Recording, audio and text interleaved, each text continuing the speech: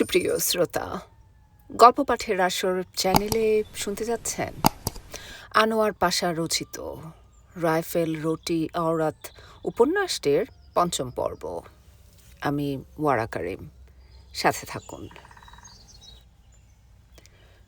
সকালে চায়ের টেবিলে একজন নতুন মানুষকে দেখা গেল। হাসিম শেখ, সম্পর্কে ফিরোজের ভাগ্নে, বয়সে ফিরোজের চেয়ে সামান্য ছোট। ভদ্রলোকের মা হচ্ছেন গ্রাম সুবাদে ফিরোজের বোন। বাল্যকালে বাপ মারা গেছেন, ফলে তিনি লেখাপড়া বেশি দূর চালাতে পারেননি। আইএ পাশ করে পুলিশের চাকরিতে ঢুকেছিলেন। সে ২৫-এর রাতে ছিলেন রাজারবাগে। পাকিস্তানিদের সাথে সেই রাতের অসম সংগ্রামে অংশগ্রহণ করেছিলেন। এখন সেনাবাহিনীর রোষ দৃষ্টি এড়িয়ে পালিয়ে বেড়াচ্ছেন। কিন্তু এত সকালে কেউ আসে কিভাবে? প্রশ্নটা মনে উদিত হতেই সুদীপ্ত ঘড়ির দিকে তাকালেন।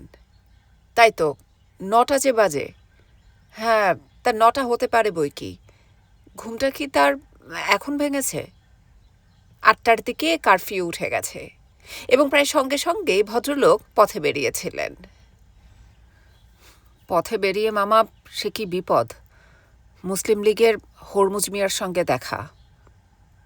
সেই হরমুজ মিয়া যে বর্তমানে লীগ নেতার নির্দেশে সেনাবাহিনীকে আওয়ামী লীগের লোকদের এবং হিন্দুদের বাড়িঘর ও দোকান চিনিয়ে বেড়াচ্ছে।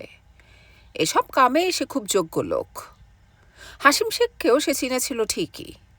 সামনে এসে দাঁত বের করে বলেছিল, হ্যাঁ রে, হাসিম শেখ মালুম হতেছে। রাজার বাগতন আসা হলো কখন? হাসিম শেখ কিঞ্চিত ঘাবড়ে গেলেই হয়েছিল আর কি। তিনি ঘাবড়াননি, সঙ্গে সঙ্গে উর্দু ভাষায় মুখখিস্তি করে গাল দিয়ে উঠেছিলেন। উর্দু ভাষায় ভারী সুন্দর মুখখিস্তি করা যায়। এ সালে শুয়ার কা বাচ্চা, উল্লু কা পাঠ্যে, कम वक्त मरदूद। तो हाशिम शेख कहता, किसको? मैं आताउल्ला खान हूँ, खुद कानपुर से आने वाला हाशिम। তোর বাপ কা মাফিক বেঈমান আর গাদ্দার নেহি। হাসিম শেখ তখন একজন বিহারীর ছদ্মবেশে ছিলেন। তার উপরে অপরূপ উর্দু ভাষার চাবুক। হরমুজ মিয়া সোজা কুকুর বনে গিয়েছিল, বিস্তর লেজ নেড়েছিল এবং আতাউল্লাহ খানের তোয়াজ করেছিল। চায়ের পেয়ালার সাথে হাসিম শেখের পরিবেশিত সেই হরমুজ বৃত্তান্ত সকলেই উপভোগ করলেন। হাসিম শেখ প্রশংসা পেলেন সকলের। ভাগ্যিস তিনি উর্দুটা বলতে কইতে পারেন ভালো, এবং ভালো উপস্থিত বুদ্ধি রাখেন। বুদ্ধিমান হাসিম শেখ আরেকটা প্রসঙ্গ তুললেন। ফিরোজকে বললেন, আপনারও এখানে আর থাকা চলবে না মামা। জামাতে ইসলাম ও মুসলিম লীগের সাথে সেনাবাহিনীর সলা পরামর্শ চলছে শুনলাম। এটাকে ওরা দ্বিতীয় ইন্দোনেশিয়া বানাতে চায়। কিরকম? 4 শ্রেণীর মানুষ ওরা দেশ থেকে নির্মূল করবে: বুদ্ধিজীবী, আওয়ামী লীগার, কমিউনিস্ট ও হিন্দু। চমৎকার প্ল্যান। আওয়ামী লীগ খতম হলে অন্যান্য বামপন্থী দলগুলিকে কমিউনিস্ট, তার মানে নাস্তিক কাফের আখ্যা দিয়েই দুদিনেই ঠান্ডা করে দেওয়া যাবে। বুদ্ধিজীবী সাবার হলে বেহুদা স্বাধীন চিন্তার বালাই দেশে থাকবে না। আর দেশকে হিন্দু শূন্য করতে পারলে তাদের সহায় সম্পত্তি পূর্ব বাংলার পেয়ারা দালাল দোস্তদের মধ্যে বিলিয়ে দিয়ে তাদের আনুগত্যকে পাকাপোক্ত করে নেওয়া যাবে। কি মজা! এক ঢিলে মরবে কতগুলো পাখি। কিন্তু পাখি মারা কি অতই সহজ? ফিরোজ তার চিন্তাকে একটু অন্যদিকে সরিয়ে নিলেন। অন্য কোণ থেকে গোটা ব্যাপারটা একটু তলিয়ে দেখো না। দেশের মধ্যে বুদ্ধিজীবী আছেন কতজন? সঠিক হিসাব কারো জানা নেই। তবে দেশের শতকরা ৮০% জনগোষ্ঠী যে আওয়ামী লীগের সমর্থক, সে তো নির্বাচনেই বোঝা গেছে। তার সঙ্গে ১ কোটি হিন্দু ও কমিউনিস্টগণ যুক্ত হলে সংখ্যাটা কত দাঁড়ায়? ফিরোজ তাই বললেন, তাহলে তো ৫০টা ইন্দোনেশিয়া করেও কুল পাবে না। তাছাড়াও, সুদীপ্ত বললেন, ইন্দোনেশিয়ার মতো এখানে চারপাশে সমুদ্র তো নেই। অতএব চারপাশ থেকে ঘিরে ধরে বসে বসে মারবার সুযোগ তারা পাবে কি করে? কথাটা বলতে বলতেই সুদীপ্ত একবার চট করে কয়েকদিন আগের একটি সন্ধ্যায় ঘুরে এলেন। বিশ্ববিদ্যালয়ের ক্লাবের এক সন্ধ্যা। তার সহকর্মী বন্ধু আহমেদুল হক সেদিন এই ইন্দোনেশিয়া প্রসঙ্গেই কথা বলছিলেন। যে বিদেশি রাষ্ট্রের গোপন হস্তক্ষেপের ফলে ইন্দোনেশিয়াতে এমন নৃশংস কাণ্ড ঘটে গেছে, বাংলাদেশেও তাদেরকে বর্তমানে অত্যন্ত সক্রিয় মনে হচ্ছে। ওই নিয়ে আশঙ্কা প্রকাশ পেয়েছিল সেদিন। ওরা এত নির্মম পশু যে আমাদের দেশের 1 কোটি লোকের জীবনের বিনিময়েও ওদের যদি কিছু উপকার হয়, ওরা তাকে স্বাগত জানাতে কুণ্ঠিত হবে না। কি চায় ওরা? চায় এখানে সামরিক ঘাঁটি নির্মাণের জন্য খানিক জায়গা। সেটা দিলে বাংলার লাভ না ক্ষতি সে বিচার করে বাংলাদেশের রাজনীতিবিদরা আর বুদ্ধিজীবীরা। অতএব সেই রাজনীতিবিদ আর বুদ্ধিজীবীদের খতম করো। ঠিক এই ধরনের কোনো প্ল্যান 25শে মার্চের পশ্চাতে থাকতেও পারে। সুদীপ্তর এখন মনে হলো ঠিকই বলেছিলেন বন্ধুবর আহমেদুল হক। বামপন্থী চিন্তাধারা তো চিরদিনই ওই সামরিক আঁতাতের বিরোধী। ওদের শেষ ভরসা ছিল আওয়ামী লীগ, কিন্তু শেখ সাহেবকে ওরা চিনতে ভুল করেছিল। ওদের ফাঁদে দেখা যাচ্ছে তিনি পা দিলেন না। অতএব আওয়ামী লীগকে খতম করার জন্য ওরা এবার দেখবেন ইয়াহিয়াকে লেলিয়ে দেবে এবং সেই সঙ্গে উৎখাত করে ছাড়বে বামপন্থী দলগুলিকেও। এসব রাজনীতির ঘোরপ্যাচ সুদীপ্ত ভালো বোঝেন না, অতএব চুপচাপ ছিলেন তিনি। কিন্তু সকলেই চুপচাপ ছিলেন না, পক্ষে বিপক্ষে নানান কথা উঠেছিল। হক সাহেবকে সমর্থন করে যা বলা হয়েছিল তার মধ্যে যুক্তি ছিল, সে সম্ভাবনা অস্বীকার করা যায় না। সেজন্য বামপন্থী দলগুলিও মনে হয় বর্তমানে শেখ সাহেবের সঙ্গে এক প্ল্যাটফর্মে আসতে চাইছেন। বিপদটা তারা টের পেয়েছেন। কিন্তু বামপন্থীরা যে শেখ সাহেবকে বরাবর সমর্থন করে যাবেন সে আশা যেন করবেন না। বর্তমানের সংকট কাটিয়ে উঠলেই দেখবেন ওরা শেখ সাহেবের পেছনে লাগবে। এইভাবে নানাজনে নানা কথা বলেছিলেন। আলোচনা সুদীর্ঘ হয়েছিল। ক্লাব প্রাঙ্গণে সায়ংকালের আড্ডায় এমন কত আলোচনাই তো হয়, কোনোটা তার মনে থাকে, কোনোটা থাকে না। কিন্তু ওই কথাটা সুদীপ্তর মনে থেকে গেছে। এখন সব দিক থেকে সুবিধা হয় এখানে জামাতে ইসলামকে ক্ষমতায় বসাতে পারলে। ওদেরও লাভ, পাকিস্তানেরও লাভ। গোটা বাঙালি জাতিকে ধর্মের আফিম দিয়ে মুত করে রেখে ওরা সবাই ওপার থেকে বসে বসে মাথায় কাঁঠাল ভেঙে ভেঙে খেতে পারবে। এসব কথা এখন হাসিমের কথার সঙ্গে মনে মনে মেলাচ্ছিলেন সুদীপ্ত। কিন্তু ফিরোজ ভাবছিলেন হরমুজ মিয়ার কথা। হরমুজ মিয়া তাহলে এখন এই কামে নেমেছে? হরমুজ মিয়াদের কথা ভাবতেই ফিরোজ বলে উঠলেন, জানো, আমাদের প্রধান শত্রু পাকিস্তানিরা নয়, যত হচ্ছে এই দেশীয় দালালরা। এদেরকে আগে খতম করা দরকার। এই শালাদের জন্যই বাঁধের বাচ্চা আইবা। আইয়ুব শব্দটা ফিরোজের মুখে আইবা হয়ে গেছে। এই শালাদের জন্যই বাঁধের বাচ্চা আইবা গত 10 বছর আমাদের উপর গোলামির জোয়াল চাপিয়ে রাখতে পেরেছে। কি দুঃসাহস গোটা বাঙালি জাতিকে পশ্চিম পাকিস্তানের। মীনাক্ষী কখন যেন ঘরে ঢুকেছিলেন এবং এদের কথা শুনছিলেন। পুরুষ জাতটাই কেমন যেন। এই দুঃসময়ে একটু তোমরা আল্লাহকে ডাকো, তা না। কে বাঁধের বাচ্চা, কি কি সেসব আলোচনায় তোমাদের কি দরকার? ওই করে কি তোমরা বিপদে পার পাবে? তিনি সুদীপ্তর কথার মাঝখানে বাধা দিয়ে বলে উঠলেন, আপনারা কেবলই ওই ঘুরে ফিরে একই কথা আলোচনা করছেন কেন বলুন তো? সকলেই প্রায় সচকিত হলেন। তাই তো, ঘুরে ফিরে ওই একটি বিষয়কে নিয়েই আমরা সকলে যে চিটে গুড়ে পিঁপড়ের মতো জড়িয়ে আছি দেখি। কিন্তু একটি পিঁপড়ের সেখান থেকে সরে আসার ক্ষমতা কতখানি? সুদীপ্ত বললেন, শরীরে ক্ষত থাকলে হাত যে বারে বারে সেখানেই যেতে চায় ভাবি, এবং তাতে হাতের অপরাধ হয় না, কোনো অপরাধ নেই। খোলা গায়ে চলতি হাওয়ার স্পর্শ পেতে পেতে একটু যদি ঘুম আসে। কিন্তু হাওয়া বিষাক্ত হলে খোলা গায়ে থাকা বিপজ্জনক। সারা শরীর বিষে দগ্ধ হতে পারে।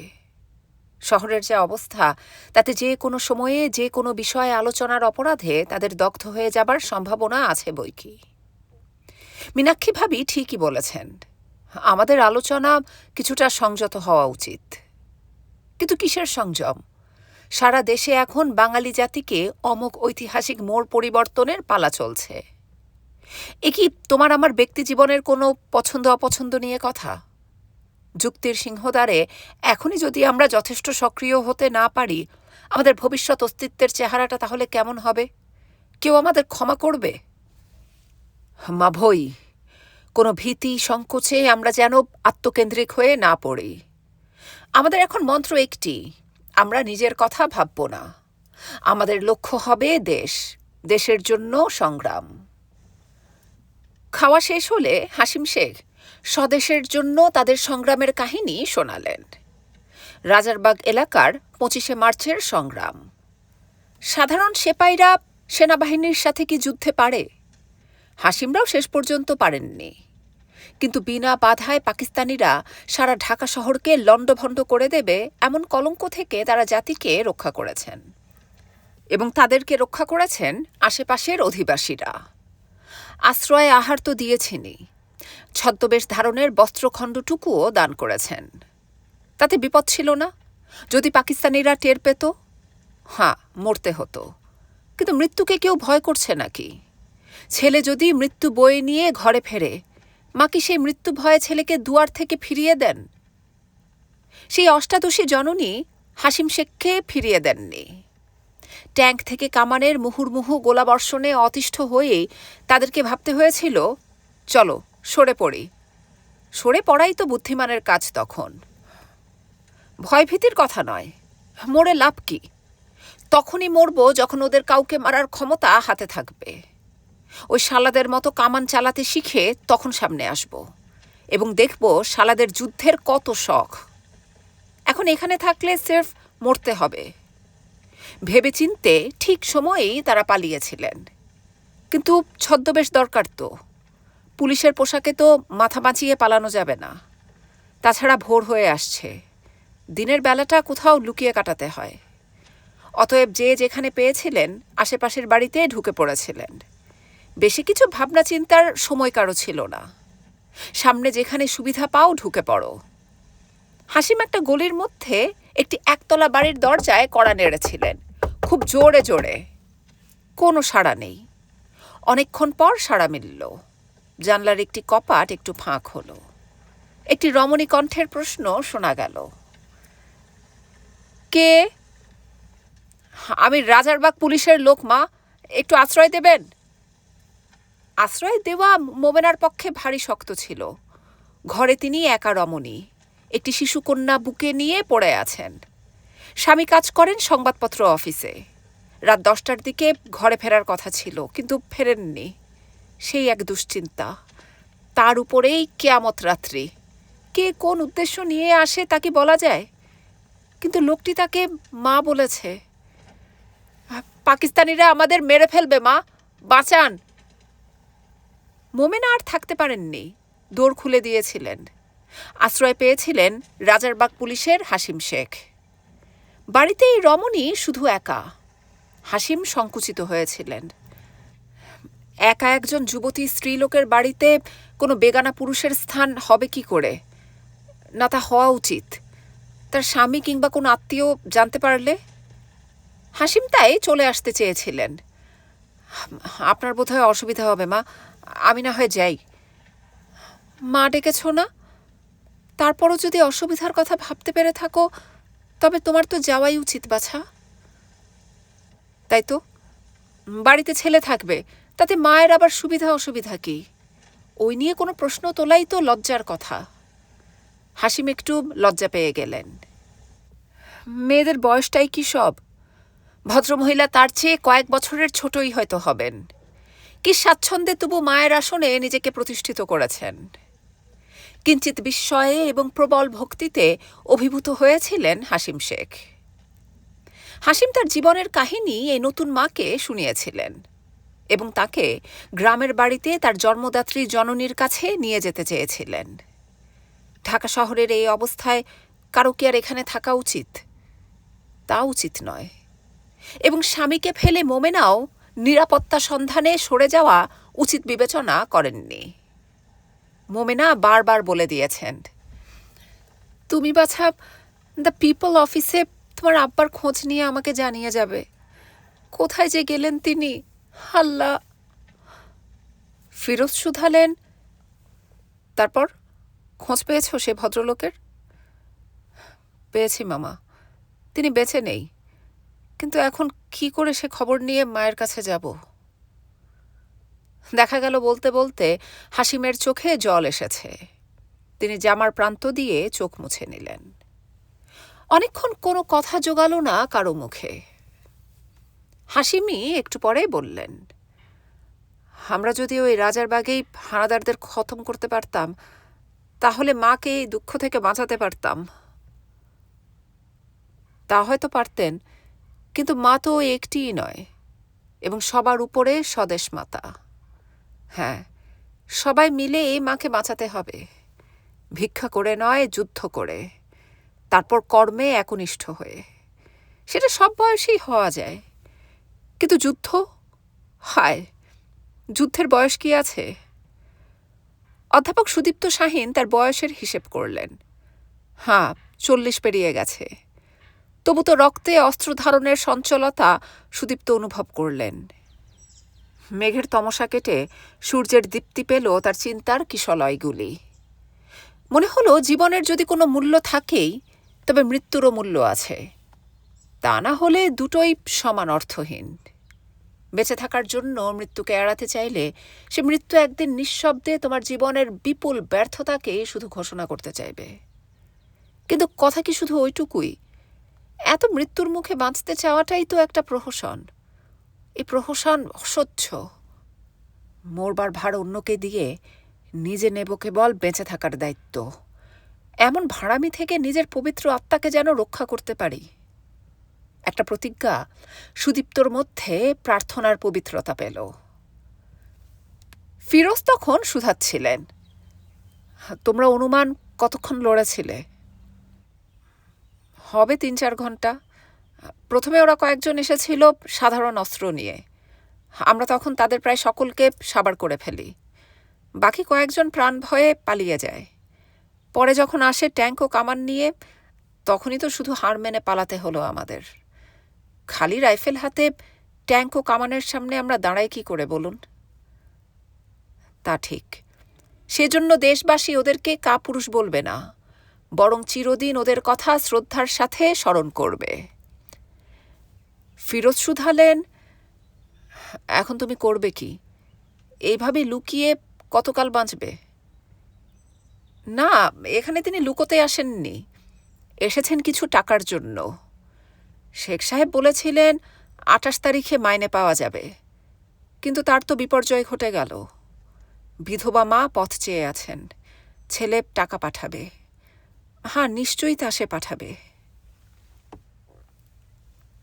আপনার কাছে মামা কিছু টাকার জন্য এসেছি। মায়ের হাতে সেই টাকাটা দিয়ে আমি তারপর দেখব কোনখানে গেলে ওই পাকিস্তানিদের সাথে যুদ্ধ করার জো পাওয়া যাবে। এরপরেও তোমার যুদ্ধ করার শখ আছে বাবা? কেন থাকবে না? আমি ভয় পেয়েছি বলে মনে করেন? আমাদের কত ভাই বন্ধুকে ওরা মেরে ফেলল, মা বোনের ইজ্জত নিল। আমরা তার শোধ নেব না? খোদার কসম, আমার মায়ের কসম, আমাদের রক্তের কসম, আমরা এর শোধ নেবই নেব। বাহ, ভারী সুন্দর তো। কত সরল অথচ সঠিকভাবে এরা সমস্যাটাকে বুঝেছেন, আর তার সমাধানের জন্য মনোবল কত দৃঢ়। কিন্তু তথাকথিত বুদ্ধিজীবী হলে? ইতিমধ্যেই সে ধরনের বুদ্ধিজীবীদের কিছু পরিচয় সুদীপ্ত পেয়েছেন। কি ভয়াবহ মানসিকতা! আমাদের ভেবে দেখতে হবে কেন এই অবস্থার সৃষ্টি হলো, কেন একটা অবস্থার সৃষ্টি হয়, এর জন্য কে দায়ী? যত শয়তান ওই কমিউনিস্টরা। ওদের প্ররোচনাতে সব লোক খেপে গেল। তা না হলে ওদের সাথে শান্তিপূর্ণ আলোচনার মাধ্যমে একটা সমঝোতায় পৌঁছানো যেত। শেখ সাহেব তার দাবি কিছু ছেড়ে দিয়ে একটা আপোষ করলে আখেরে ভালো হতো। যা ভুল তিনি করেছেন ইত্যাদি কত মন্তব্যই তো গত দুদিনে সুদীপ্তর কানে গেছে, আর কানে আঙুল দিয়ে পালাতে ইচ্ছে করেছে। সে পণ্ডিতদের পাশে হাসিম শেখকে এখন তো বন্ধু বলে বুকে জড়িয়ে ধরতে হয়।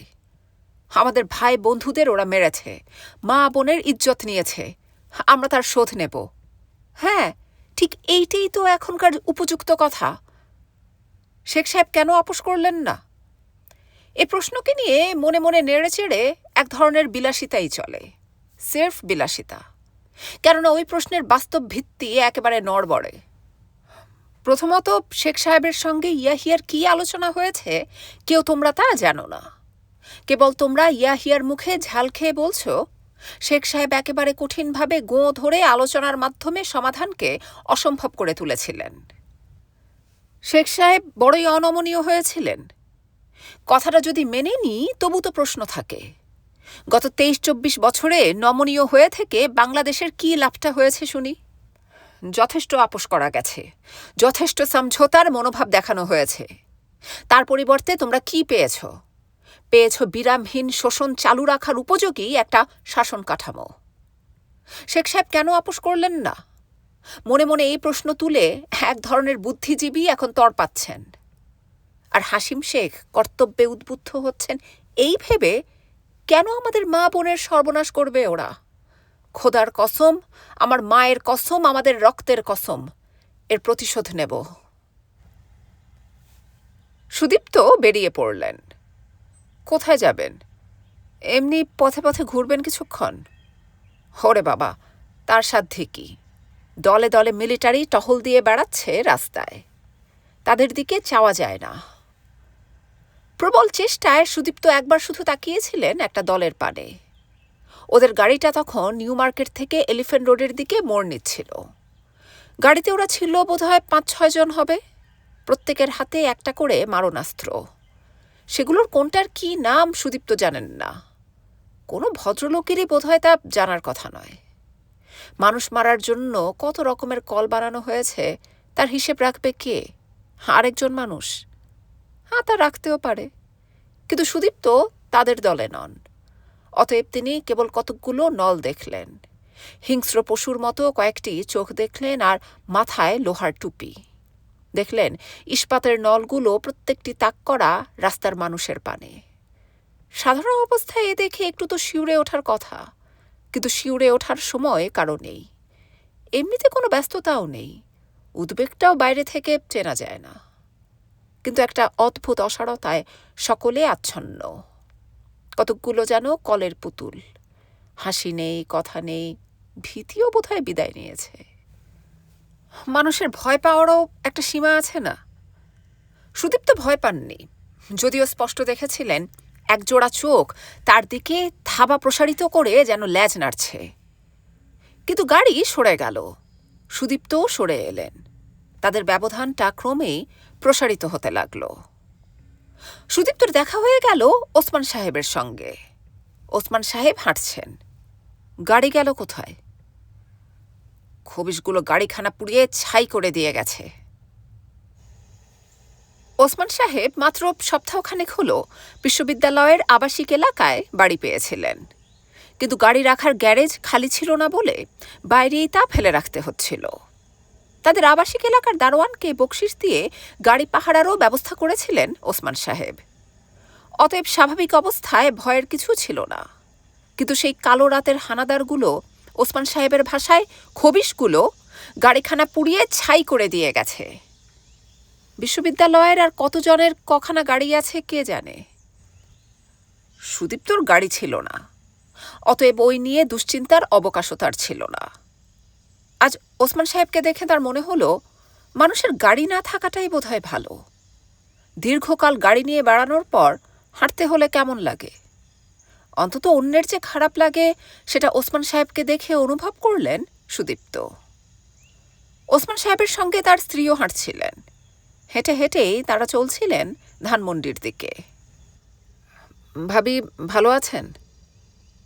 কথাটা শুধুতে গিয়ে সুদীপ্তর গলায় আটকে গেল। প্রশ্নটা ব্যঙ্গাত্মক শোনাবে না? সদ্য গাড়ি হারিয়েছেন, তদুপরি রিকশায় না চেপে হাঁটছেন।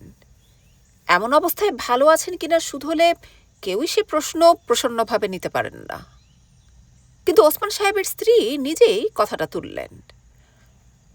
আপনারা কোথায় উঠেছেন? ভালো আছেন তো? কোনো মানুষের পক্ষেই তখন ভালো থাকার কথা নয়। সুদীপ্তর স্ত্রীও ভালো ছিলেন না। গত 2 দিন ভালো করে কিছু খাননি। তা নিয়ে মীনাক্ষী ভাবি অভিযোগও করেছেন। সে প্রগল্ভা মিনা এখন কথাও বলেন খুবই কম। ছেলেমেয়েরা কাছে গেলে বিরক্তি বোধ করেন। তবু সুদীপ্ত বললেন, ভালোই আছি, আপনারা? ওদের কাছ থেকে চলে আসার সময় সুদীপ্ত বললেন, কাল আপনারা আমাদের ওখানে আসুন না। আপনার ভাবি তো ভয়ানক ঘাবড়ে গেছেন। হ্যাঁ, আসব। আপনারাও আসবেন। বলেই ওরা এগিয়ে গেলেন। সুদীপ্ত চলা শুরু করলেন, কিন্তু কেউ কারো ঠিকানা শুধালেন না। বরং মাত্র 2 পা এগিয়ে সুদীপ্ত যখন পাশের মরা কুকুরটাকে এক মনে দেখছিলেন, তখন ওসমান সাহেব খুব আস্তে স্ত্রীকে শুধাচ্ছিলেন, একটা রিক্সা করব? মানে তোমার তো কষ্ট হচ্ছে। খুব গম্ভীরভাবে স্ত্রী বললেন, না। বলে তিনি চলতে শুরু করলেন। ওসমান সাহেবও স্ত্রীর সঙ্গে হেঁটে যাওয়া ছাড়া আর কিছু করার পেলেন না। স্ত্রীর ব্যবহারে অস্বাভাবিকতাও লক্ষ্য করলেন না, কেননা সেটাও লক্ষ্য করতে হয়। মন দিয়ে কিছু লক্ষ্য করার অবস্থা তখন ওসমানের ছিল না।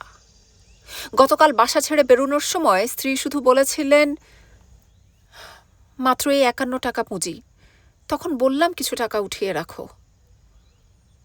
ব্যাংক থেকে টাকা উঠানোর কথা স্ত্রী বলেছিলেন বটে, কিন্তু দুজনেই তারা জানতেন ব্যাংকে তেমন কিছু নেই যা ওঠানো চলে। কিন্তু নেই কেন?